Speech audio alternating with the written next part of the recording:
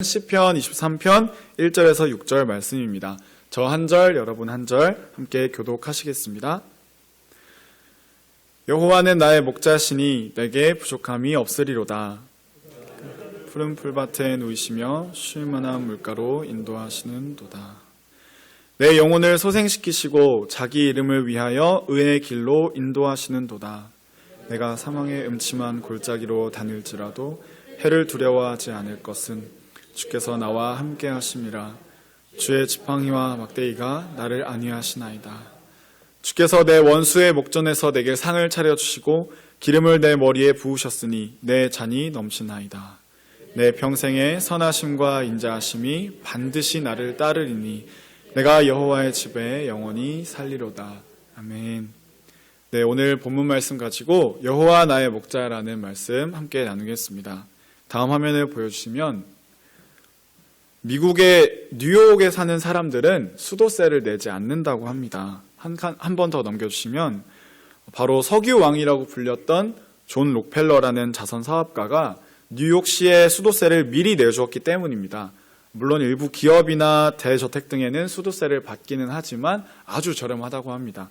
그 이유가 록펠러 재단에서 뉴욕시의 정수시설과 운영비를 모두 지금까지 부담하고 있기 때문입니다.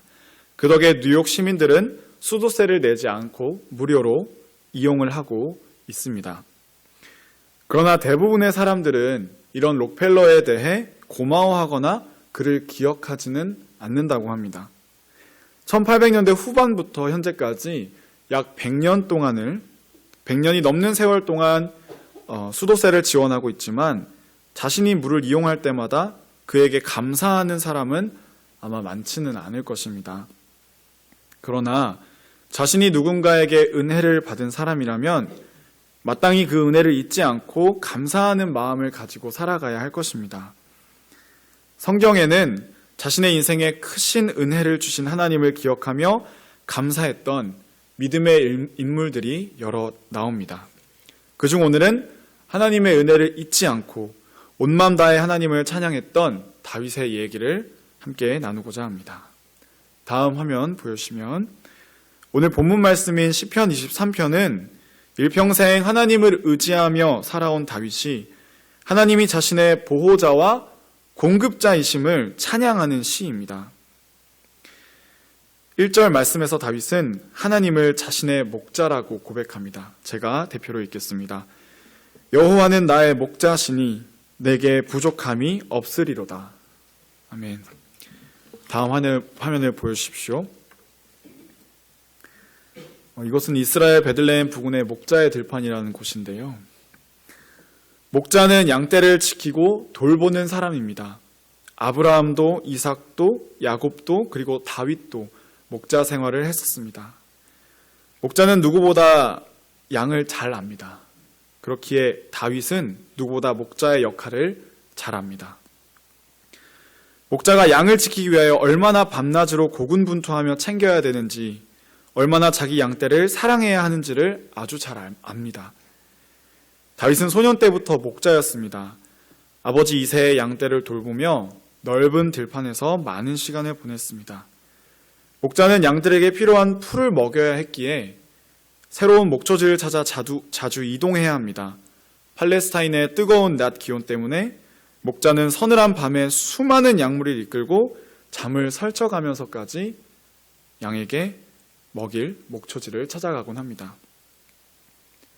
날씨가 건조하고 더위가 심하기 때문에 양들에게 규칙적으로 물을 먹입니다. 그러나 팔레스타인 지역은 강수량이 적어서 물이 아주 귀했기 때문에 목자들이 서로 자기 양떼에게 물을 먹이려고 싸움이 일어나는 일도 빈번했습니다. 또 모두가 아시다시피 양은 시력이 많이 나쁩니다. 눈앞에 1, 2m 바로 앞에 것밖에 볼 수가 없어서 눈앞에 움직이는 물체를 그냥 따라가고 방향 감각이 떨어져서 스스로는 길을 찾지를 못합니다. 목자는 양이 길을 잃지 않도록 잘 돌봐야겠죠. 또한 자신을 보호할 능력이 없습니다. 뿔이 있는 것도 아니고 이빨이나 날카로운 발톱, 손톱이 있는 것도 아니고 그렇다고 말처럼 빨리 달릴 수 있는 것도 아닙니다. 그렇기 때문에 야생동물이나 도둑들로부터 안전하게 자신의 양을 목자는 보호해야 했습니다. 대신에 양은 발달된 청력을 가지고 있어서 목자의 소리를 듣고 자기 목자의 인도를 따라갈 수 있습니다. 다윗은 양과 같이 완벽하진 않았지만 자신이 하나님의 백성을 돌보아야 한다는 하나님의 명령에 잘 순종했습니다. 그런 다윗은 오늘 시편 말씀을 통해 여호와는 나의 목자이십니다 라고 고백하고 있는 것입니다. 다윗은 보잘것없던 자신의 인생에 찾아오셔서 자신을 복주시고 인도하신 하나님의 은혜를 기억하고 또한 감사한 마음으로 오늘의 이 시편을 찬양합니다. 그 은혜를 기억하고 감사했기 때문에 그는 2절 말씀에서 이렇게 고백할 수 있었습니다. 다 함께 한번 읽어보겠습니다. 시작. 그가 나를 푸른 풀밭에 누이시며 쉴만한 물가로 인도하시는도다. 3절 말씀도 함께 읽겠습니다. 시작. 내 영혼을 소생시키시고 자기 이름을 위하여 의의 길로 인도하시는도다. 아멘. 자신의 인생에서 어려움과 환난 가운데서 건져주시고 쉼이 필요할 때는 쉼이 되어주시고 환경이 필요할 때는 환경을 열어주신 분이 바로 하나님이심을 다윗은 분명하게 알고 고백했습니다. 그저 일어난 일이지, 운이 좋았지, 내가 열심히 해서 이룬 것이지라고 교만하게 그냥 넘어간 것이 아니라 겸손하게 자신의 인생을 돌보시는 하나님의 은혜를 곱씹으며 내가 한 게 아니라 하나님이 하셨구나, 내 인생을 지금까지 하나님께서 붙드셨구나 하고 다윗은 하나님을 기억했습니다. 소년의 때에 부름받아 이스라엘의 왕으로서 얼마나 큰 부담과 어려움이 있었을까요? 그러나 다윗은 자신이 악에 넘어지지 않도록 의의 길로 인도하신 하나님의 은혜를 따라갔습니다.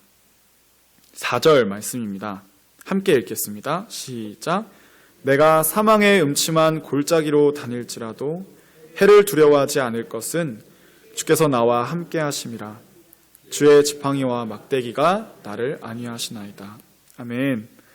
다윗은 주께서 자신을 수많은 위협과 위험으로부터 보호하셨던 것을 기억하며 찬양합니다.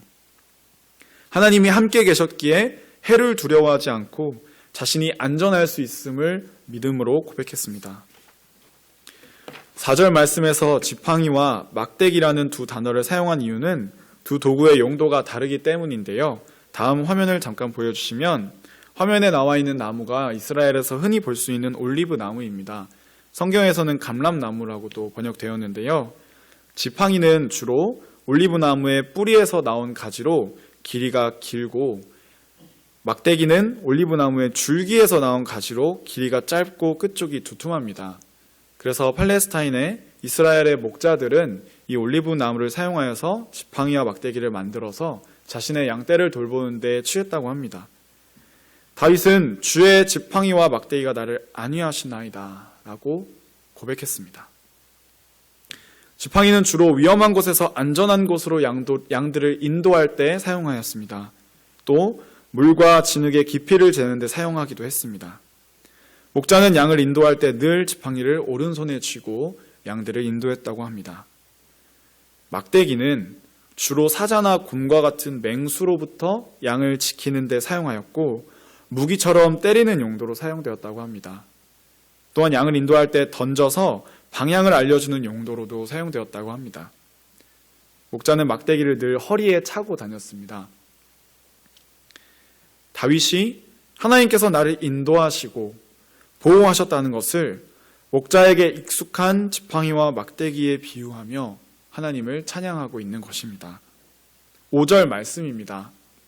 함께 읽겠습니다. 시작. 주께서 내 원수의 목전에서 내게 상을 차려주시고 기름을 내 머리에 부으셨으니 내 잔이 넘치나이다. 아멘. 누군가와 식사를 하는 것은 그들이 친밀한 관계임을 말할 수 있겠지요. 다윗을 고발하고 그를 치려고 기다리는 원수의 눈앞에서 자신을 영예로운 손님으로 대우하시며 원수로부터 지키시는 하나님을 다윗은 수도 없이 경험했습니다. 자신을 죽이려는 사울 왕으로부터도 지켜주셨고 이방 민족 블레셋의 공격으로부터도 승리하게 해주셨습니다. 다윗을 시기하여서 죽이려는 사람들이 많았지만 오히려 하나님께서는 다윗을 보호하시고 높여주셨습니다. 원수들에게 괴로움을 당할 때 하나님이 다윗을 든든한 편이 되어주셨음을 다윗은 찬양하고 고백합니다. 하나님께서는 소년 시절에 다윗을 부르시고 선지자 사무엘을 통하여 그에게 기름을 부었습니다. 다윗을 이스라엘의 왕으로 선택하신 것입니다. 이러한 과분한 은혜를 하나님께서는 그를 의지하는 다윗에게 넘치도록 채워주셨습니다. 6절 말씀 함께 읽겠습니다. 시작. 내 평생의 선하심과 인자하심이 반드시 나를 따르리니 내가 여호와의 집에 영원히 살리로다. 아멘. 다윗은 이제 고백합니다. 지금까지 함께 하신 능하신 하나님이 오늘도 일하고 계심을 다윗은 믿었습니다. 어려움 가운데서도 선하신 하나님이 나를 사랑하심을 다윗은 확신했습니다. 그런 믿음과 확신 가운데 다윗은 하나님은 나를 떠나지 않으시고 내가 여호와의 집에 영원히 살 것입니다라고 고백하였습니다. 이러한 다윗의 고백은 자기 자신의 삶에 주신 하나님의 크신 은혜를 기억하지 않는다면 결코 감사할 수 없습니다. 흔히들 저희가 하나님을 만나고 회심한다고 했을 때 내가 그동안 지었던 죄들이 주마등처럼 스쳐 지나가서 그 죄들을 회개한다는 간증들을 듣곤 하는데요. 저 같은 경우에는 그러한 경우도 있었지만 하나님의 사랑이 충만하게 제 가운데 채워졌을 때에 하나님께서 저에게 부어주신 그 은혜들이 주마등처럼 스쳐갈 때가 있습니다. 아, 하나님께서 어떻게 나를 여기까지 이렇게 인도하셨을까? 하나님께서 내 삶을 어떻게 이렇게 놀랍게 역사하셨을까? 그 주마등처럼 스쳐갈 때 내 삶에 역사하신 하나님의 은혜를 기억하고 감사하는 것이 너무나도 소중하게 느껴질 때가 있습니다. 내 삶에 주신 나를 모태로부터 지금까지 인도해 주신 하나님을 기억한다면 오늘 하루를 살아갈 때 우리는 하나님께 불평이 아닌 감사를 드릴 수 있습니다. 그리고 그런 자를 하나님은 보호하시고 공급하여 주시는 목자가 되어 주십니다. 짧은 간증을 하고 설교를 마치려고 합니다. 다음 화면에 보여주시면 저는 요즘 저희 청소년부 아이들과 주중에 만나서 함께 식사하고 또 신방하고 있는데요. 아이들과 대화를 나누다 보면 아이들이 참 대단하다고 생각될 때가 많습니다.